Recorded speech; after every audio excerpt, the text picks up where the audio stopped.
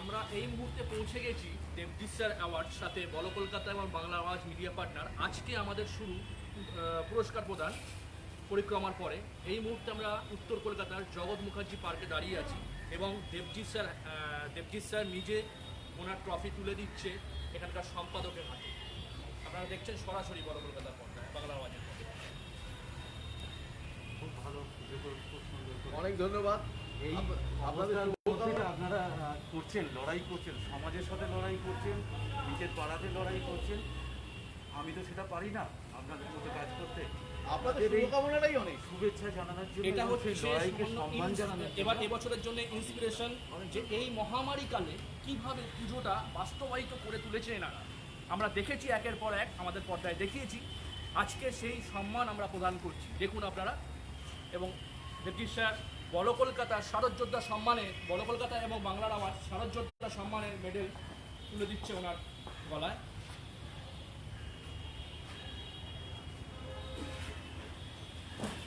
এবং আরেকজন কর্মকর্তার গলায় মেডেল তুলে দিলেন দেবজিৎ স্যার।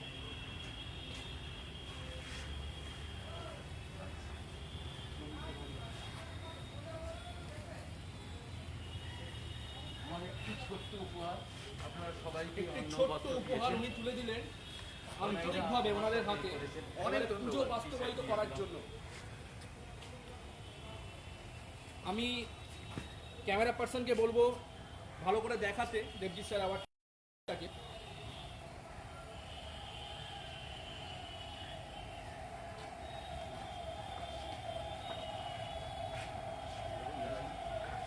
আমরা বলো কলকাতা বাংলা আওয়াজ সম্মান, সেই যে যোদ্ধা জগৎ মুখার্জি পার্কের প্রত্যেকটি ক্লাবের যে মেম্বার আছেন, তাদের যে লড়াই, সমাজের সাথে লড়াই এবং আমাদের বাঙালির গর্ব যে দুর্গাপুজো, সেই শিল্পকলাকে বাঁচিয়ে রেখেছেন, তার জন্য আমরা শারদ যোদ্ধা সম্মান এই নামটা তুলে দিলাম। এবং আমাদেরই একজন নিউজ রিপোর্টার আছেন সৌমিক সান্যাল, যিনি আমার সাথে ঘুরেছেন সমস্ত জায়গায়, সেই সৌমিক সান্যালই তুলে দিচ্ছেন এই শারদ যোদ্ধার সম্মান।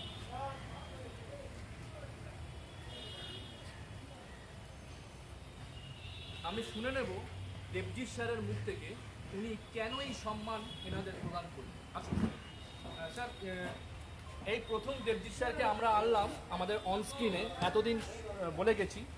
তো দেবজিৎ স্যার বলবেন নিজে মুখে কেন এই সম্মান প্রদান করলেন উনি। 2020 শারদ সম্মানে আমি বেশ কয়েক বছর বাদে উত্তর কলকাতায় এলাম এবং উত্তর কলকাতায় আজকে তৃতীয়ার দিনে আমি প্রথম পুরস্কার শুরু করলাম 2020 দেবজিৎ স্যার অ্যাওয়ার্ডের এই জগৎ মুখার্জি পার্ক থেকে।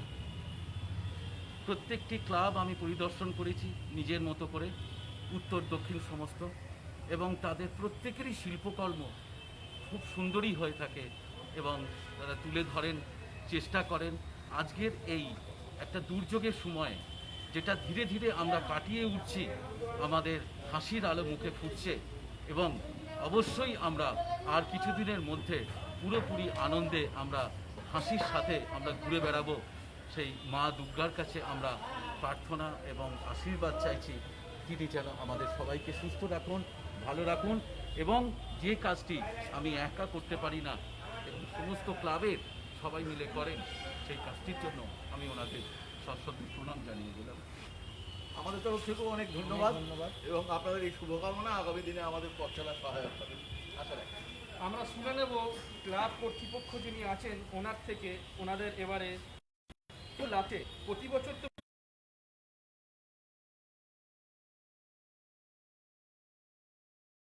পুরস্কার আরো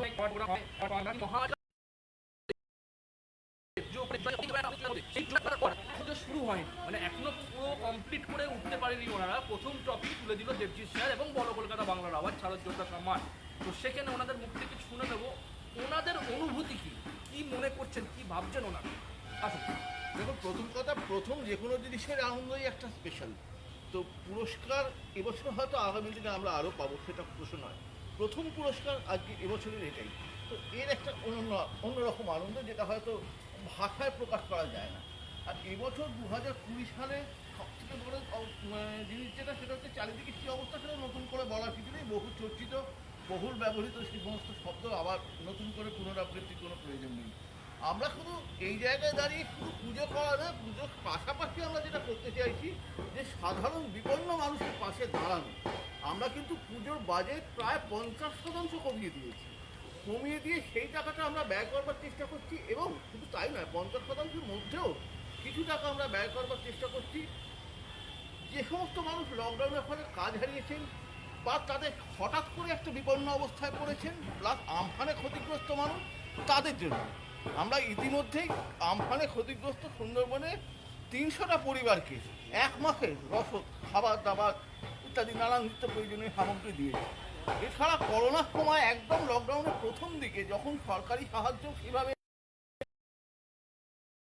তাদের যা পৌঁছে গেছি ত্রাণ সামগ্রী নিয়ে। তো এই কাজ চলতেই থাকবে, পুজোর সাথে সাথে এই কাজ চলতে থাকবে। আপনাদের এই শুভেচ্ছা, আপনাদের শুভকামনা, এগুলোকে সাথে নিয়ে আমরা আগামী দিনে এগিয়ে যাবো। খুব ভালো লাগলো, আপনাকে অসংখ্য ধন্যবাদ, এবং আমরা চাই আরও ভালো করে হোক এবং এবছর যাতে সুষ্ঠুভাবে সব কিছু সম্পূর্ণ হয়। এবং সত্যি উনি বললেন, অনুভূতিটা ওনার বোঝালেন কীভাবে পুজো। আমরা এতদিন প্রশ্ন করে গেছি, একের পর এক দেখিয়ে গেছি আমরা যে পুজো বিলাসিতা না দায়বদ্ধতা। সত্যি আজকে আমরা বলতে পারি খুব গর্ব করে যে দুর্গাপুজো বাঙালির এবছরের, বিশেষ করে এবছরের বিলাসিতা নয়, সামাজিক দায়বদ্ধতা। তো আসুন, আরেকজন এখানে কর্মকর্তা আছেন, ওনার থেকে শুনে নেব কিছু বক্তব্য। আমাদের দায়বদ্ধতা বলতে আমাদের তো মানুষের জন্য আমাদের সমস্ত রকম সিকিউরিটি মার্জিন করা, যেরকমভাবে সরকারের গাইডলাইন দেওয়া ছিল, স্যানিটাইজ করা, মাস্ক, এমনকি আমরা এরকম ব্যবস্থা করেছি। অনেকেই হয়তো তারা যে দর্শনার্থীরা আসবেন, যাদের মাস্ক থাকবেন, আমরা তাদেরকে মাস্ক প্রোভাইড করবো। এছাড়াও প্যান্ডেল আপনার দিনে 3 বারের মতো আমরা স্যানিটাইজ করব। তো সেই হিসেবে যাতে মানুষের কোনো ক্ষতি না হয়, সেই হিসেবেই সেই ব্যবস্থাপনা নিয়েই আমরা নেমেছি। এবং মানুষকেও আমরা এটা বলবো যে দেখুন, আমরা তো পুজো মণ্ডপে তাদের সিকিউরিটি আমরা দেখছি, কিন্তু এই রাস্তায় যে ঘুরে খোলা খাবার খাওয়া, এগুলো থেকে যাতে একটু দূরত্ব বজায় রাখে। তাহলে কারণ পুজো তো বারবার আসবে, কিন্তু সবাই যাতে সুস্থ থাকে এটাই আমরা চাই, সেই হিসেবেই পুজোটা করি। একদম ঠিক, একদম ঠিক। আগেও বলে গেছি, এখনও বলছি, সবার শেষে এবং সবার প্রথমে একটাই কথা, শারীরিক, সামাজিক নয়, শারীরিক দূরত্ব বজায় রাখুন, মাস্ক পরুন, স্যানিটাইজার ইউজ করুন। পুজোটা আনন্দ অবশ্যই, কিন্তু এই আনন্দ যেন এইটুকুনি সীমাবদ্ধ না হয়ে যায় যে আনন্দের পর আমরা দুঃখে চলে গেলাম, সেটা যাতে না হয়। সাবধানে পুজো উপভোগ করুন। আর আবারও বলছি, এই শুভ দ্বিতীয়ার দিনে আমরা প্রথম আজকে এখানে অনুষ্ঠান করলাম। আগেও বলেছি, মায়ের আগমন আর কয়েক ঘন্টার অবকাশ,